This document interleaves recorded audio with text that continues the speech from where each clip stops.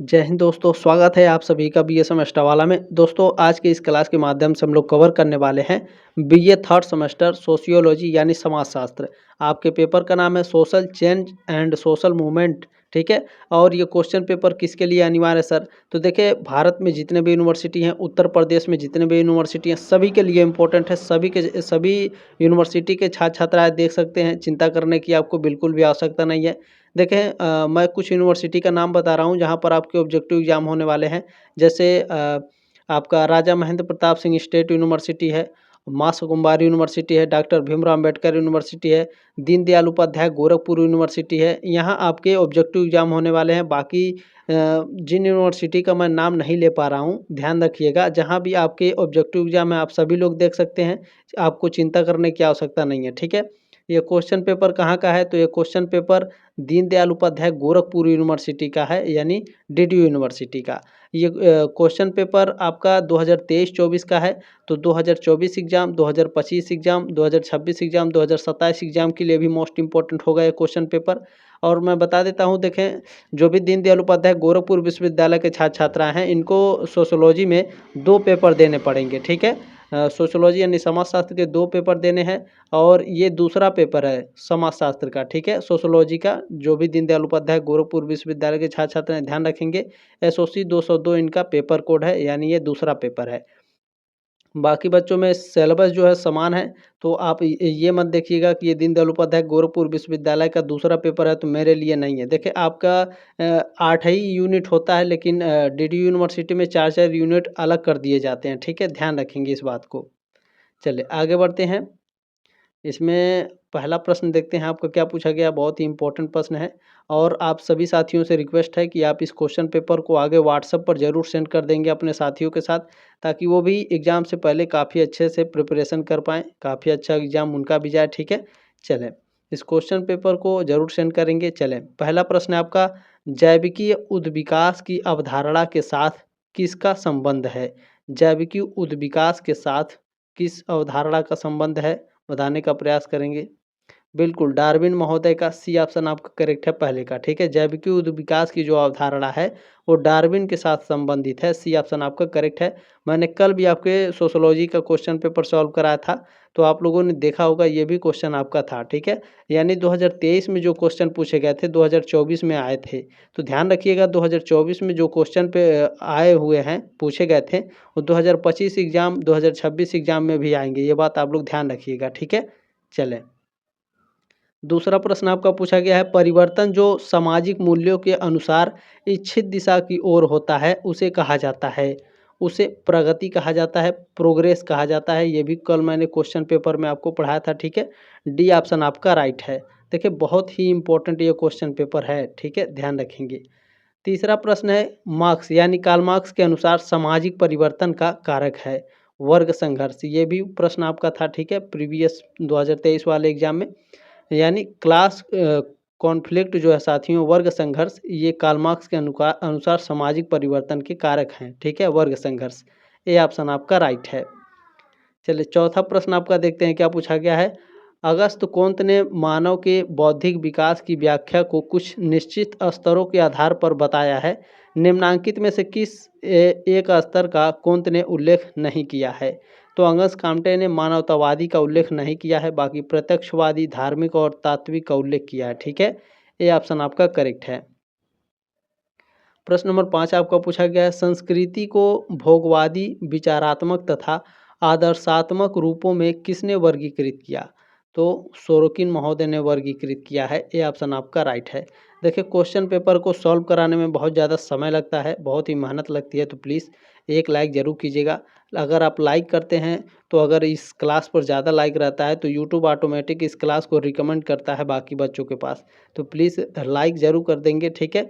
और चैनल को सब्सक्राइब जरूर कर लीजिएगा, ताकि आप 4th सेमेस्टर, 5th सेमेस्टर और 6th सेमेस्टर में भी मेरे साथ इसी तरह से आपको मॉडल पेपर, क्वेश्चन पेपर और एग्ज़ाम से पहले महासंग्राम रिवीजन क्लासेस मिल जाएंगे, ठीक है। आपको चिंता करने की आवश्यकता नहीं है। बीए सेमेस्टर वाला आपके साथ हमेशा खड़ा है, दिन रात आपके लिए मेहनत कर रहा है, ठीक है।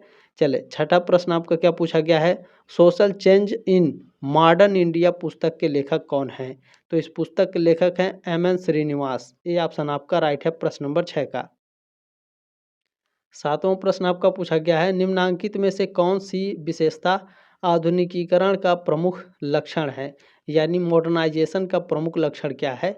तो देखें जो तार्किकता है, ठीक है, ये जो तार्किकता है ये आधुनिकीकरण का प्रमुख लक्षण है। बी ऑप्शन आपका राइट है। मॉडर्नाइजेशन का प्रमुख लक्षण क्या है, तार्किकता, ठीक है। चलें, अगला प्रश्न आपका 8वां प्रश्न, मॉडर्नाइजेशन ऑफ इंडियन ट्रेडिशन के लेखक कौन है। तो ये भी मैंने कल क्वेश्चन पेपर में सॉल्व कराया था, तो योगेंद्र सिंह है, ठीक है। बी ऑप्शन आपका राइट है। देखिए कम से कम 8 क्वेश्चन में कम से कम 4 क्वेश्चन आपके ऐसे मिल गए जो आपके 2023 एग्जाम में पूछे गए थे, 2024 में पूछे गए हैं। तो 2024 में जो पूछे जा रहे हैं साथियों, ध्यान रखिएगा, 2025 एग्जाम 2026 एग्जाम के लिए मोस्ट इंपॉर्टेंट है, ठीक है। चलें, आपका 9वां प्रश्न इसमें क्या पूछा गया है, सामाजिक आंदोलन के सिद्धांतों में से कौन कौन सा एक सिद्धांत नए आंदोलनों की प्रकृति और कारणों को स्पष्ट करने से संबंधित है। तो संरचनात्मक सिद्धांत जो है साथियों, ये आपका सामाजिक आंदोलन के सिद्धांतों में से जो संरचनात्मक सिद्धांत है, ये एक ऐसा सिद्धांत है जो नए आंदोलनों की प्रकृति और कारणों को स्पष्ट करने से संबंधित होता है, ठीक है। बी ऑप्शन आपका राइट है। प्रश्न नंबर 10 क्या पूछा गया, बहुत ही ध्यान से देखेंगे, जो आंदोलन परंपरागत जीवन प्रणाली के सभी महत्वपूर्ण पक्षों में परिवर्तन लाने के लिए अहिंसक ढंग से किए जाते हैं, उन्हें कहा जाता है, उन्हें रूपांतरकारी आंदोलन कहा जाता है। क्या कहा जाता है, ट्रांसफॉर्मेटिव मूवमेंट बोला जाता है, रूपांतरकारी आंदोलन। सी ऑप्शन आपका राइट है। चलिए 11वां प्रश्न देखेंगे क्या पूछा गया है, बहुत ही शानदार प्रश्न है। स्वतंत्रता के बाद पश्चिम बंगाल के किसानों द्वारा निम्नांकित में से किस आंदोलन के द्वारा अपने विरोध को अभिव्यक्त किया गया। कौन सा विरोध इन्होंने किया था, तो तेभागा आंदोलन किया था। कौन सा आंदोलन, तेभागा आंदोलन। सी ऑप्शन आपका करेक्ट है। प्रश्न नंबर 12 आपका पूछा गया है, पुनरुद्धार आंदोलन की अवधारणा सर्वप्रथम किसके द्वारा प्रस्तुत की गई। ध्यान देंगे, पुनरुद्धार आंदोलन पूछा है, ठीक है। तो पुनरुद्धार आंदोलन की जो अवधारणा है वो एंथोनी वेलेस के द्वारा दी गई है, एंथोनी वेलेस के द्वारा प्रस्तुत की गई है। ये ऑप्शन आपका राइट है। चलिए प्रश्न नंबर 13 आपका पूछा गया है, ध्यान से देखेंगे, जिस आंदोलन का उद्देश्य विद्यमान व्यवस्था में आमूल परिवर्तन लाना होता है उसे कहा जाता है। तो उसे क्रांतिकारी आंदोलन कहा जाता है, रिवोल्यूशनरी मूवमेंट बोला जाता है। बी ऑप्शन आपका राइट है। ये भी क्वेश्चन पे मैंने सॉल्व कराया था कल आपका। प्रश्न नंबर 14 क्या है, ध्यान से देखेंगे। अच्छा, डिस्क्रिप्शन बॉक्स में आपके प्लेलिस्ट का लिंक है। मैंने सारे मॉडल पेपर, क्वेश्चन पेपर और जल्द ही आपके महासंग्राम रिवीजन क्लासेस भी आ जाएंगी। तो इस क्लास को देखने के बाद बाकी सारे जो क्वेश्चन पेपर, मॉडल पेपर हैं, सभी को आप लोग अटेंड कर लेंगे, ठीक है। चलें, प्रश्न नंबर 14, किसानों के खेड़ा आंदोलन का संबंध भारत के किस राज्य से है। तो ये भारत के गुजरात राज्य से है, ठीक है। खेड़ा आंदोलन कहाँ हुआ था, गुजरात में। डी ऑप्शन आपका राइट है। प्रश्न नंबर 15 आपका पूछा गया है, महिलाओं की दशा में सुधार करने के लिए भारत में एक संस्थात्मक सुधार आंदोलन किस शताब्दी में हुआ। तो ये 19वीं शताब्दी में हुई थी। सी ऑप्शन आपका राइट है। प्रश्न नंबर 16 आपका पूछा गया है, बहुत ही ध्यान से देखेंगे, भारत में 1970 के दशक में महिलाओं द्वारा निम्नांकित में से किस एक का नेतृत्व किया गया। तो देखेंगे अब 1970 में जो महिलाओं के द्वारा नेतृत्व किया गया था जिस आंदोलन का, उस आंदोलन का नाम है नारी मुक्ति आंदोलन। ये ऑप्शन आपका राइट है, ठीक है। 1970 में महिलाओं द्वारा नारी मुक्ति आंदोलन का नेतृत्व किया गया था। ये ऑप्शन आपका राइट है। प्रश्न नंबर 17 पूछा गया है आपका, लड़कियों को शिक्षा देने वाली भारत की प्रथम महिला शिक्षिका कौन थी। तो ये सावित्रीबाई फुले थी। ये ऑप्शन आपका राइट है। प्रश्न नंबर 18 आपका पूछा गया, निम्नांकित में से कौन एक महिला आंदोलन का मुख्य उद्देश्य है। महिला आंदोलन का मुख्य उद्देश्य होता है लैंगिक भेदभाव का उन्मूलन, यानी लैंगिक भेदभाव को खत्म करना। सी ऑप्शन आपका राइट है। प्रश्न नंबर 19 आपका पूछा गया है, महिलाओं को स्वयं सहायता समूह में संगठित करके उन्हें रोजगार, ठीक है, बिल्कुल, उन्हें स्वरोजगार के लिए आर्थिक सहायता देने वाली योजना का नाम है। तो स्वयं सिद्धा योजना का नाम है इनका, ए ऑप्शन आपका राइट है। ठीक है, फिर से एक बार देख लीजिए। महिलाओं को स्वयं सहायता समूह में संगठित करके उन्हें स्वरोजगार के लिए आर्थिक सहायता देने वाली योजना का नाम है स्वयं सिद्धा योजना।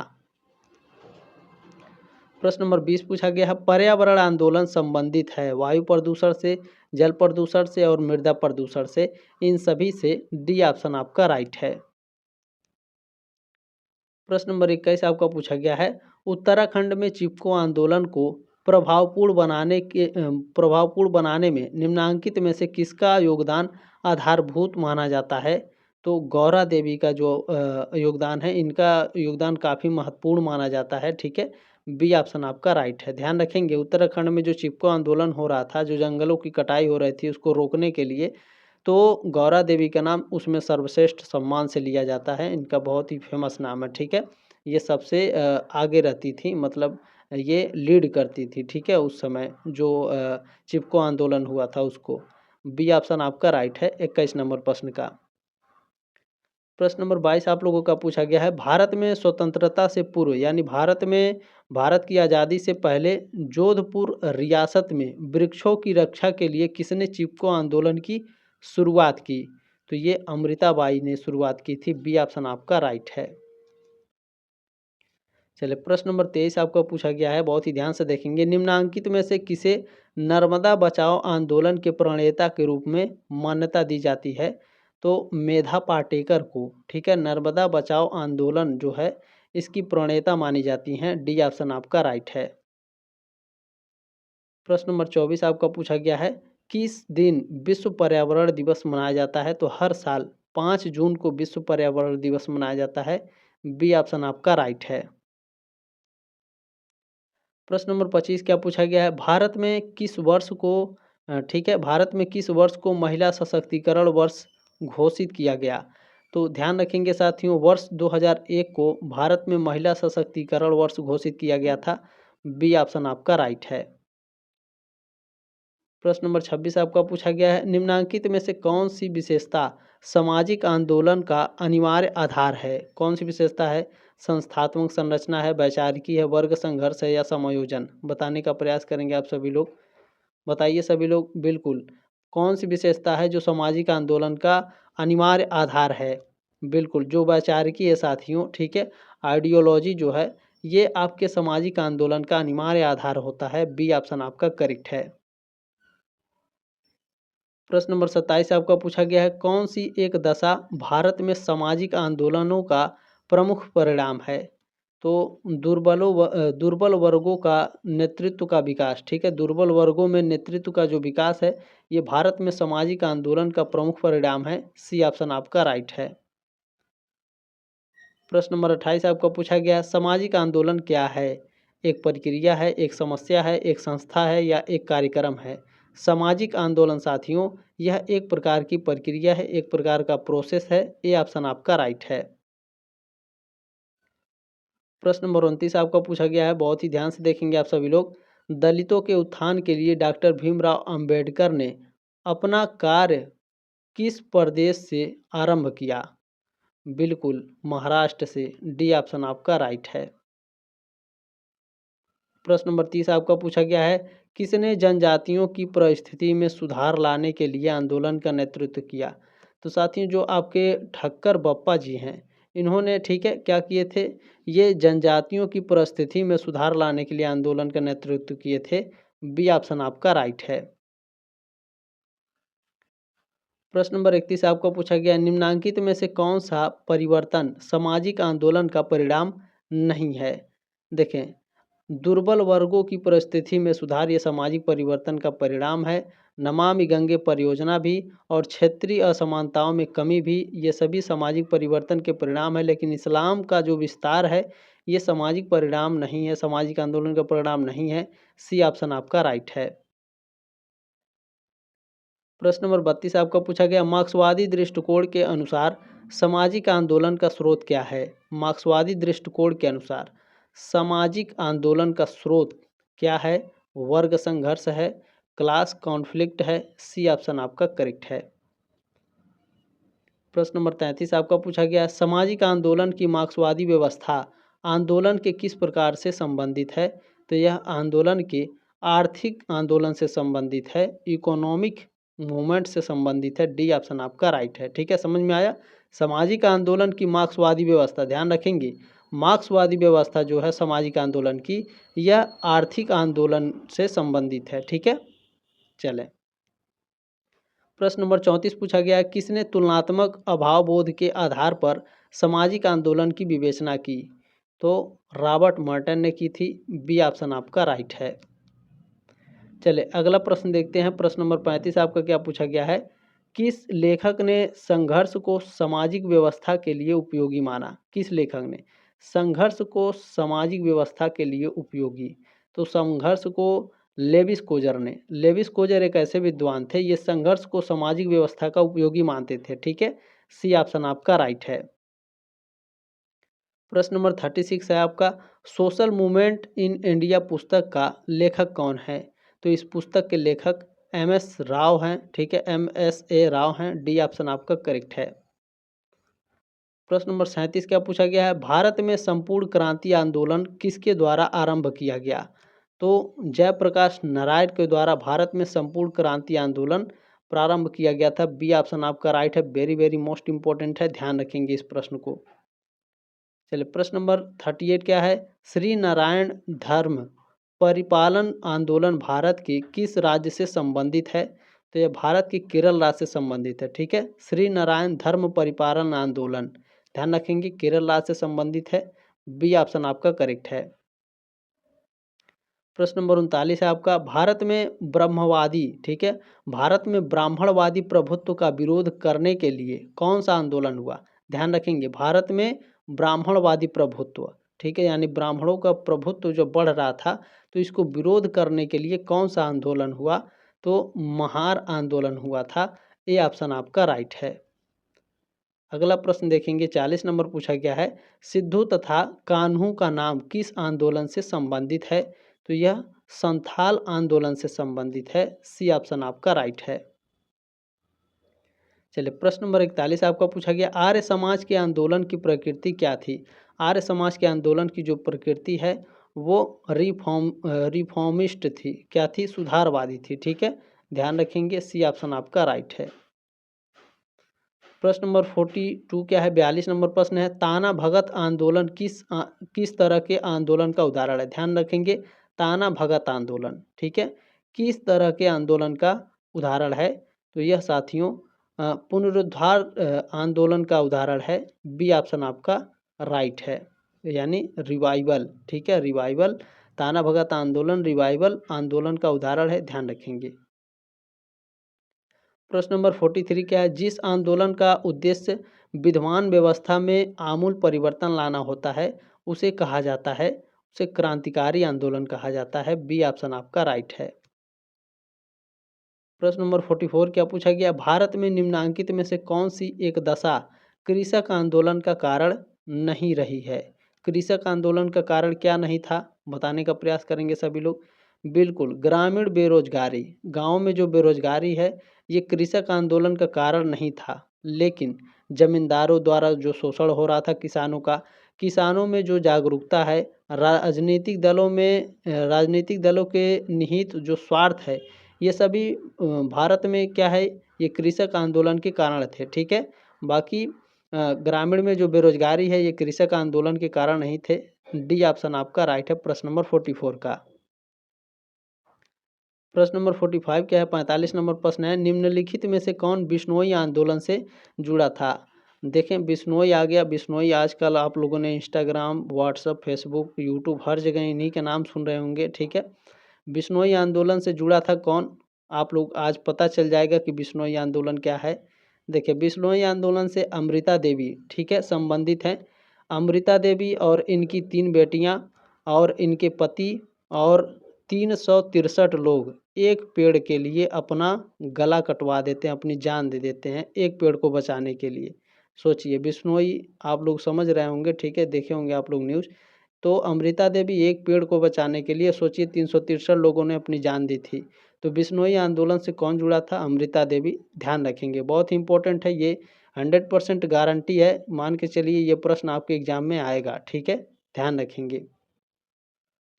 प्रश्न नंबर 46 क्या है, भारत में पहली सूती मिल की स्थापना कब हुई? भारत में पहली सूती मिल की स्थापना 1854 में हुई थी। बी ऑप्शन आपका राइट है।